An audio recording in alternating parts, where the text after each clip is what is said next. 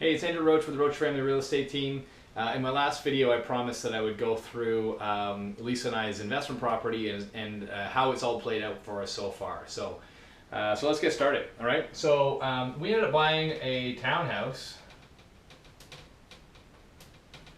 in Milton. We purchased it a little over 2 years ago for $332,000. Just on a side note there, it's a 3-bedroom, just so you get an idea of kind of what we bought. 3-bedroom and a 1.5 bath.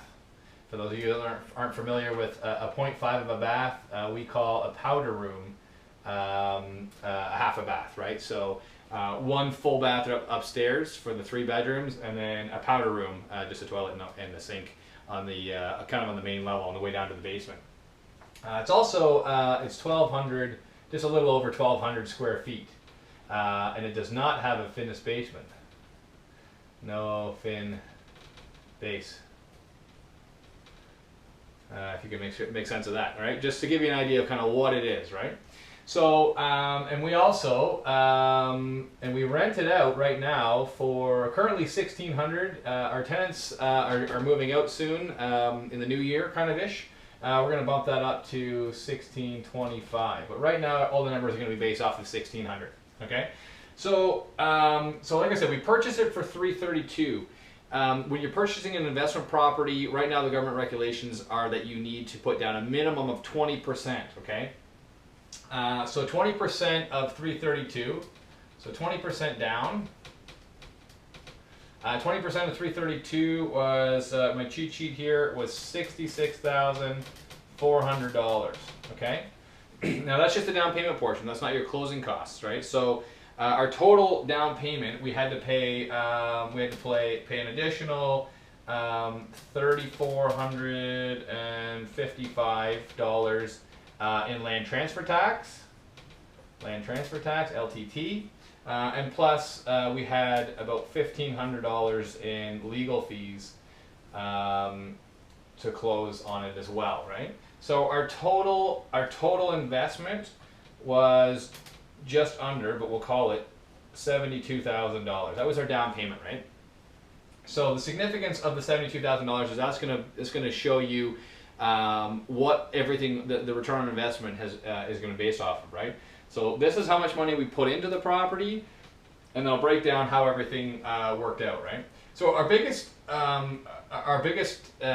return right now is coming from appreciation. In my last video, appreciation. My last video I had a hard time spelling that as well, but in our last video I showed you that this was a big area of one of your multiple streams of income. And so that certainly is the case in here. So like I said, we bought it for $332. Now we just sold the exact same model just around the corner a couple of weeks ago. We ended up selling it for $440. And now it did have a finished basement. Ours does not have has a no fin base. Does not have a finished basement. So I would be very comfortable selling our property at least $420, and probably more. But for argument's sake, I'm going to call it $420,000. So let's take $420,000 as our base here, and I'm going to subtract $332,000. Okay, and that's going to, whoops, too many equals here. That's going to give us, what was it? Shoot, it was my other cheat sheet here. Just give me 1 second here. Yeah, $88,000. Okay, so we've made $88,000 in appreciation between when we purchased it a little over 2 years ago and current value now. Okay, so $88,000. What else we have? So cash flow. Now, cash flow wise, this property isn't a huge money maker. We're over break even. It's not break even here. We roughly make about $150 a month. $150. Boy, that's just ugly. That's ugly 5. $150 a month. There we go. Okay. Now we've owned this property for 27 months now. So I did some quick math, and that equates to $4,000 that we've made in positive cash flow since we've owned this property. And then the last, well, I shouldn't say the last one, the other one I'm going to talk about is mortgage paydown.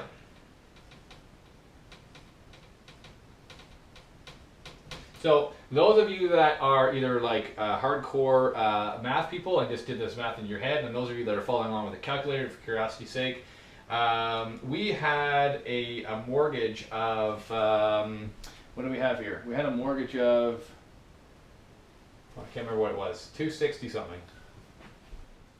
Okay, so I found out. So it was actually 265. So our mortgage when we bought it was actually 265. 265,600. Okay, and our mortgage balance right now is around 260. What was it? It was 269,932 or something like that. All right. Ultimately, whatever those numbers were, I can't remember exactly what it was. I did look it up here before. So we paid down $4,661 in mortgage payments. Right. So for the duration of owning the property, we've had well, a whole bunch more than $4,000 come out of our accounts here. But after paying the interest charges on the mortgage, we've paid down our mortgage by $4,661. Okay, so and then I talked about in the last one here, the last video, I talked about the tax benefits. I'm not going to lie to you, I don't know what this is. So for this argument's sake here, there's not argument's sake. For this example is the word I was trying to find. For this example, I'm gonna leave the tax benefit out. There was a tax benefit, but I don't get taxes all that much. My accountant does all that kind of stuff. Not to mention the fact that we're both self-employed, so we've got tax write-offs all over the place. So I don't actually know what our taxable benefit was, but there was even more taxable benefits there. All right, so keep in mind that there was more taxable benefits that's not in this example right now. Okay. So, so let's look at what we did here. So we put 72,000. My pen's running out here. 72,000 down, right, as our total investment, right? 72,000 was our investment, and we've also then we've made 88,000 in appreciation. Okay, we've what do we have? We've got $4,050 in cash flow throughout the year, plus we have $4,661 in mortgage paydown. Okay, which equates to, and of course I wrote all this stuff down on another piece of paper, which is off camera again, 96,771. Okay, 96,711. Now, forgive me if this doesn't add up because I did something a little bit different, but this is what I did off camera when I was actually doing the math properly, and I brought more than this terrible cheat sheet. Okay, so we've made in the last just over 2 years, we made 96,771. We invested $72,000 into the property, so that equates to 134% return on investment. Okay. So in just over 2 years, we made 134% return on investment. If you break that down we've owned it for 27 months. If I break that down to an annualized basis, it's about 60% return on investment. I don't know too many investments that aren't ridiculous risk that will get you 60% on a return on investment. Am I going to tell you that there's no risk in owning investment real estate? Absolutely not. There's certainly risk because you're leveraging, which I can get into in another video at another time. But I did want to just kind of break down, if you can make any sense of this as I went through it, how we were able to make, last time I did it, it was 83%. Now we've bumped up to 134%. That was more than 6 months ago. Why real estate is doing really well for us, and why we're happy with it as an investment. So if you have been considering investment real estate at all, you know, if you've got more questions, don't hesitate to reach out. I'm happy to talk. Book a lot of time because I talk a lot. But anyways, this is how it's working for us so far. plus the taxes that I don't know what they are, what the tax benefit there, but there's more there as well. So this number is actually higher. Both of these numbers are actually higher. I just don't know what they are. So anyways, any questions, give me a shout. I'm Andrew Roach with the Roach Family Real Estate Team.